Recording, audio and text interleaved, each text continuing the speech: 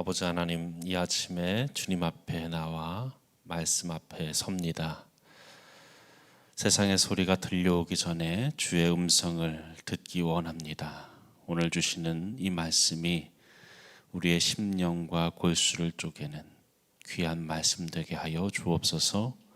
흔들리는 세상 속에서 우리가 붙잡아야 할 참된 삶의 방식이 무엇인지를 깨닫는 이 시간 되게 하여 주옵소서. 예수님의 이름으로 기도합니다. 아멘. 히브리서 11장 13절에서 22절까지의 본문의 말씀입니다. 믿는 자의 삶의 방식이라는 제목으로 함께 나누겠습니다. 비그리스도인들이 우리 그리스도인들에게 실망하고 냉소적인 반응을 하는 이유는 우리가 믿는 하나님 때문이 아니라 바로 우리의 삶의 모습 때문입니다. 사실 그들은 우리에게 세상과 다른 모습을 기대합니다. 하지만 정작 그들이 마주한 우리의 모습은 어떻습니까? 세상과 똑같은 힘에 의한 욕망에 사로잡혀 있고 나만 생각하는 이기심과 현세적인 기복주의에 사로잡혀 있는 모습을 볼 때에 세상은 우리에게 실망할 수밖에 없습니다. 입으로는 하늘을 말하지만 발은 땅에 깊이 박힌 채 살아가는 위선적인 모습에 그들은 실망하고 많은 것이지요. 오늘 본문에 등장하는 믿음의 선진들, 그들은 이 땅의 소유에 집착하며 정착하려 했던 사람들이 아니라 하나님의 약속을 바라보면서 나그네로서 살아갔다라고 말씀합니다. 오늘 이 말씀을 통해서 흔들리는 세상 속에서 우리가 회복해야 할 믿음의 정체성 그리고 삶의 방식이 무엇인지를 깊이 묵상하기 원합니다. 첫째로 믿는 자의 삶은 본향을 사모하며 나그네로 살아야 합니다. 오늘 본문 13절은 믿음의 사람들에 대해서 아주 독특한 정의를 내립니다. 이 사람들은 다 믿음을 따라 죽었으며 약속을 받지 못하였을 때 그들은 멀리서 보고 환영하며 또 땅에서는 외국인과 나그네임을 증언하였으니 라고 말씀합니다. 아브라함과 이삭, 야곱은 하나님께 놀라운 약속을 받았습니다. 그러나 그들이 생전에 경험한 것은 아주 작은 부분, 그 약속에 대한 지극히 작은 성취뿐이었죠. 그럼에도 불구하고 그들은 낙심치 않고 온전히 믿음의 길을 걸어갔습니다. 왜입니까? 더 나은 본향이 나에게 있다는 것을 믿었기 때문에, 즉 하늘에 속한 영원한 집을 그들은 바라보았기 때문입니다.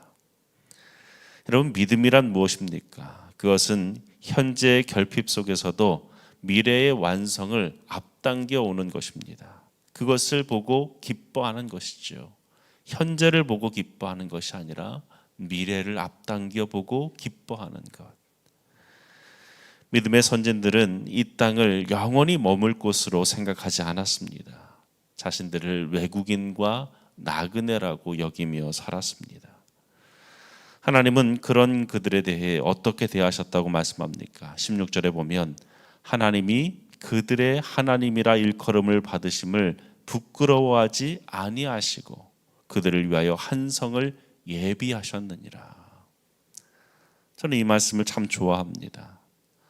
하나님께서 우리로 이 세상에 동화하지 않고 하늘 본향을 사모하며 살아갈 때에 우리를 부끄러워하지 않으신다.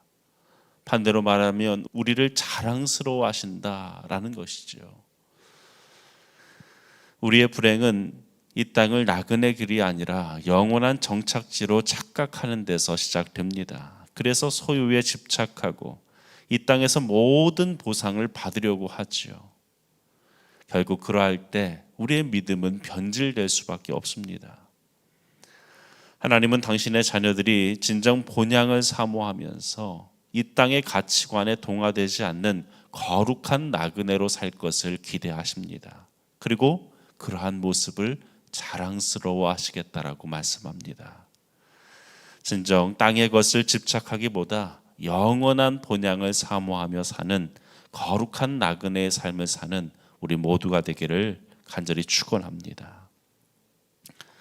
둘째로, 믿는 자의 삶은 기꺼이 드리는 희생의 삶이 되어야 합니다. 17절은 아브라함이 시험을 받을 때에 믿음으로 이삭을 드렸다라고 말씀합니다.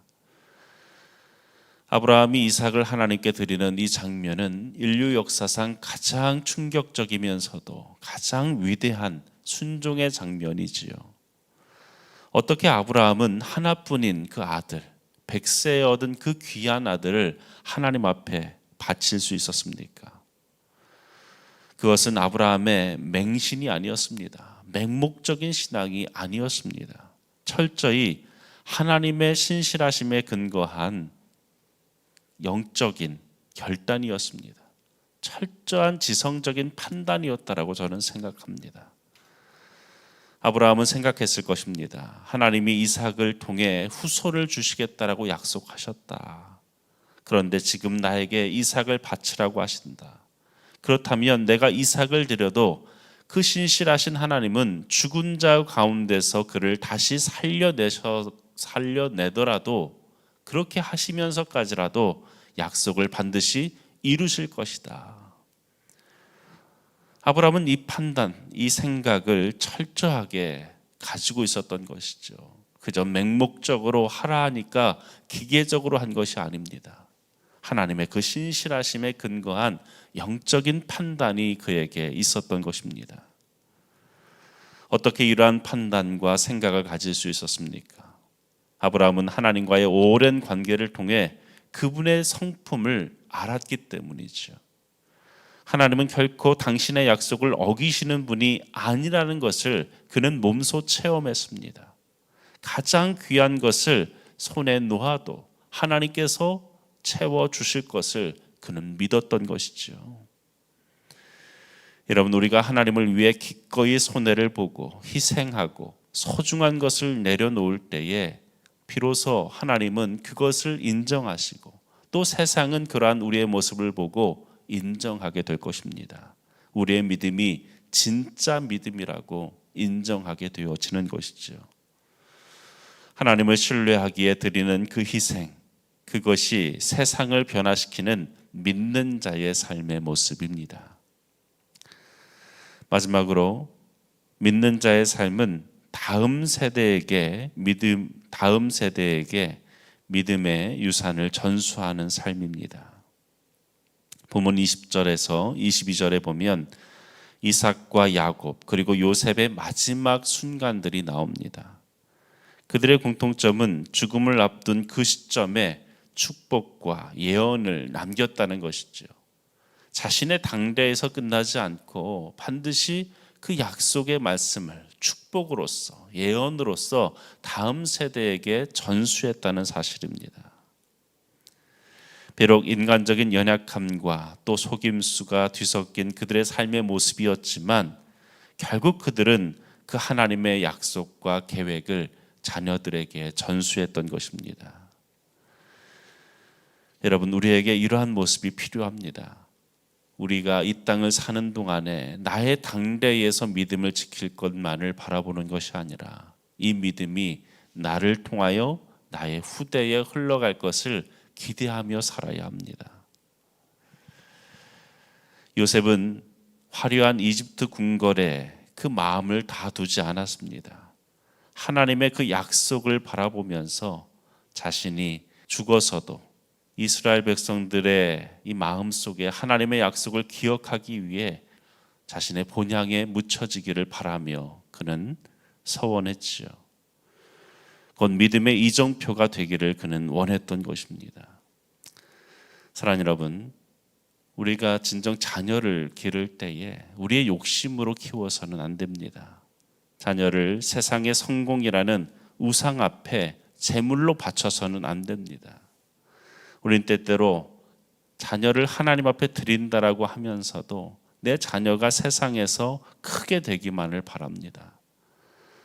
진정 우리가 하나님이 기뻐하시는 삶을 산다라고 그렇게 원한다면 우리 자녀가 신실한 믿음의 사람이 되기를 우리가 더욱 구하며 기도해야 할 줄로 믿습니다. 세상에서 큰 자가 아니라 하늘에서 큰 자라 여김을 받는 그러한 자녀로 길러내야 할 줄로 믿습니다. 진정으로 자녀를 사랑한다면 그들을 하나님의 약속에 위탁하시기 바랍니다. 우리가 자녀에게 물려줄 가장 위대한 유산은 통장 잔고가 아니라 하나님은 신실하시다라고 하는 그 흔들리지 않는 믿음의 고백을 물려줘야 할 줄로 믿습니다.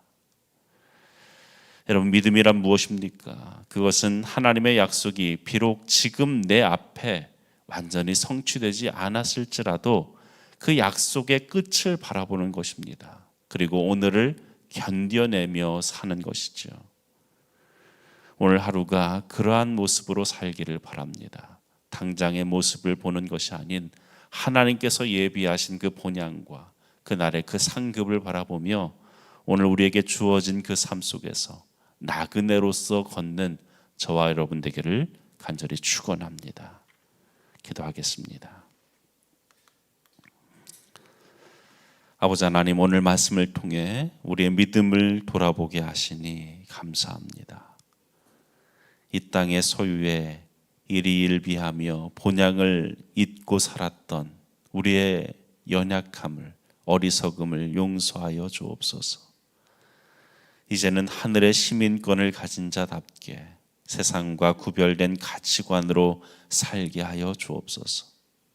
아브라함처럼 기꺼이 순종하고 요셉처럼 끝까지 약속을 붙잡는 믿음을 우리에게 허락하여 주옵소서. 우리를 통해 하나님의 나라가 확장되고 우리의 자녀들이 믿음의 세대로 굳건히 서게 하여 주옵소서. 오늘 한날의 삶을 주님의 손에 의탁합니다. 예수님의 이름으로 기도합니다. 아멘.